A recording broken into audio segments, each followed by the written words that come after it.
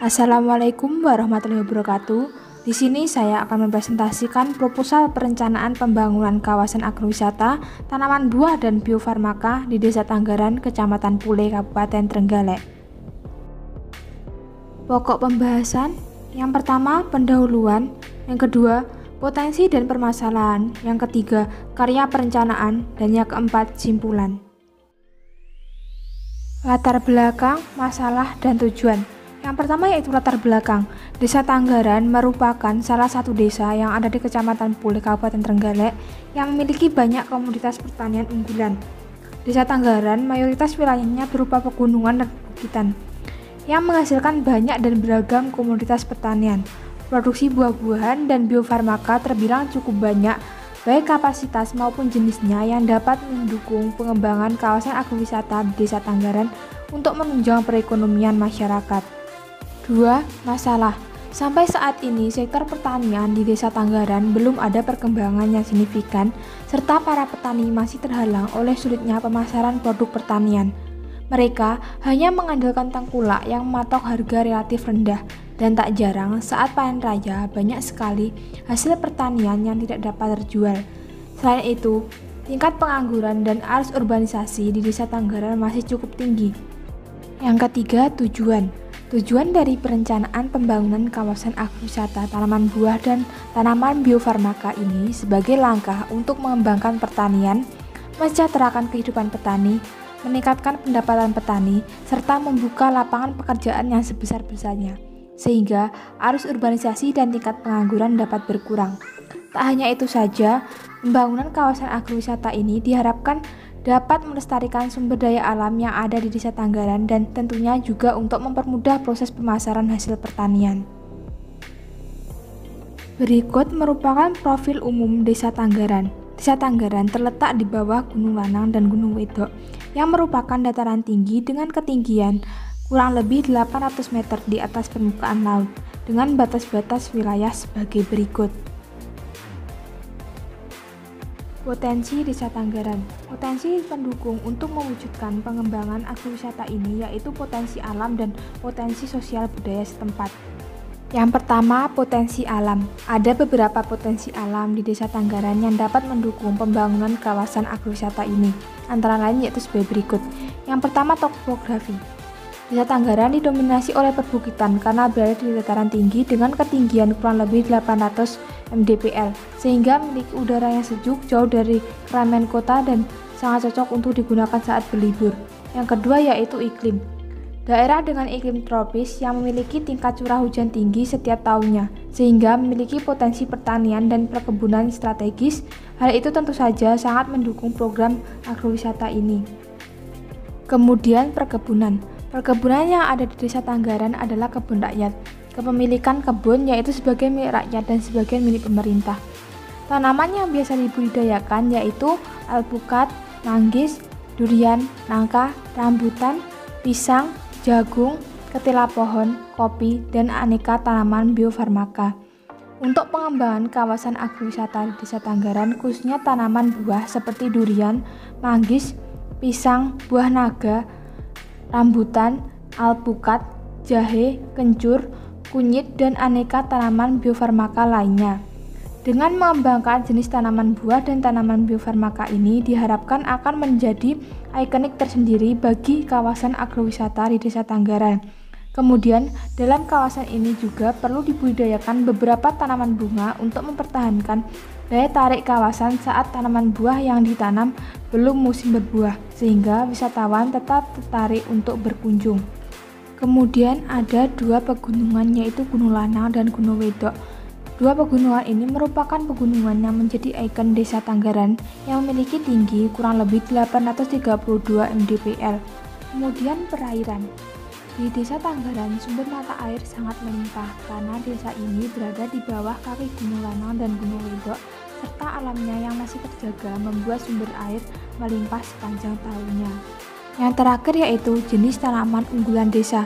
Desa Tanggaran terkenal sebagai penghasil tanaman biofarmaka seperti jahe emprit, jahe merah, dan jahe gajah, serta tanaman buah seperti durian, rambutan, nangka, dan alpukat.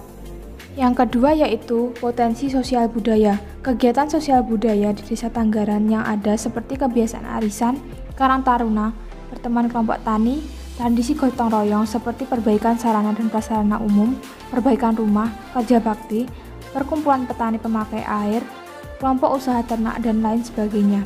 Budaya gotong royong merupakan salah satu potensi untuk mengembangkan kawasan agrowisata di Desa Tanggaran agar dapat berjalan dengan baik. Permasalahan yang dihadapi di Desa Tanggaran hingga saat ini di sektor pertanian yaitu ada beberapa, sehingga dengan pembangunan kawasan agrowisata tanaman buah dan tanaman biofarmaka ini diharapkan dapat mengatasi berbagai masalah di Desa Tanggaran seperti pemasaran hasil pertanian lebih mudah sehingga petani tidak tergantung kepada tengkulak, harga jual hasil pertanian lebih tinggi karena disalurkan langsung ke konsumen atau pengunjung agrowisata tersebut, mendorong petani untuk lebih kreatif seperti melakukan pengolahan hasil pertanian menjadi produk jadi sehingga dapat meminimalisir kerugian saat hasil pertanian tidak dapat dijual secara langsung. Kemudian, menciptakan lapangan kerja baru sehingga menurunkan jumlah pengangguran yang ada.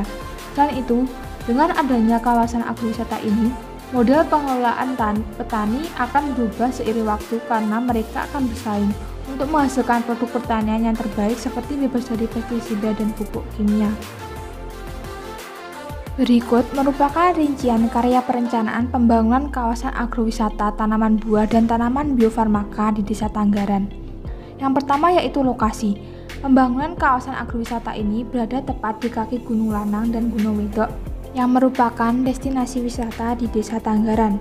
Hal itu saya pilih untuk lebih menarik pengunjung dan di lokasi tersebut merupakan tempat perkebunan milik rakyat dan milik pemerintah kota Kabupaten Trenggalek. Akses menuju lokasi ini juga mudah dan bisa dilalui kendaraan roda 4. Jenis agrowisata yaitu memilih jenis agrowisata tanaman hortikultura. Pembangunan kawasan agrowisata ini difokuskan pada jenis tanaman hortikultura yaitu tanaman buah-buahan serta tanaman obat atau biofarmaka. Para wisatawan dapat menikmati buah-buahan dengan cara memetik sendiri dan juga dapat belajar mengenal tanaman biofarmaka serta menikmati hasil olahannya seperti minuman jamu tradisional, kue jahe, dan aneka olahan lainnya. Para wisatawan juga dapat melihat secara langsung proses pengolahannya. Pemilihan tanaman buah seperti durian, manggis, buah naga, pisang, dan tanaman biofarmaka seperti jahe, kunyit, kencur, dan lainnya ini diharapkan dapat lebih menarik wisatawan karena konsepnya berbeda dari tempat agrowisata yang lain.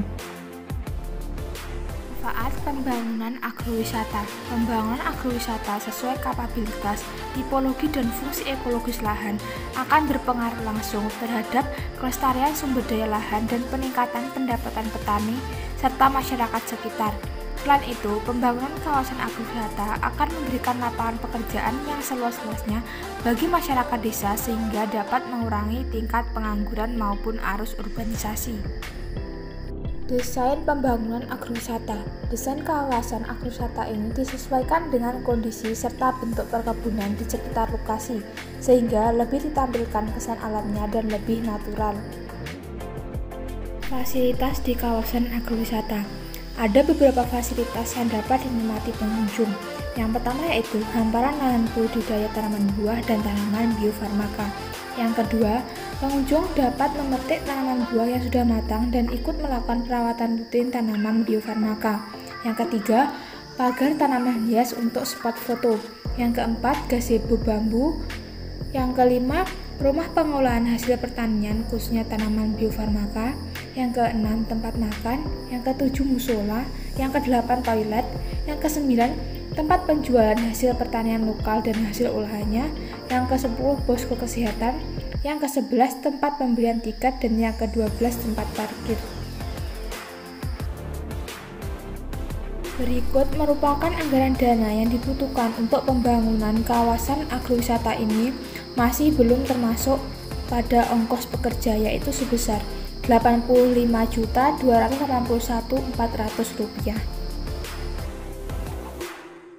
Analisis SWOT. Yang pertama yaitu strength atau kekuatan.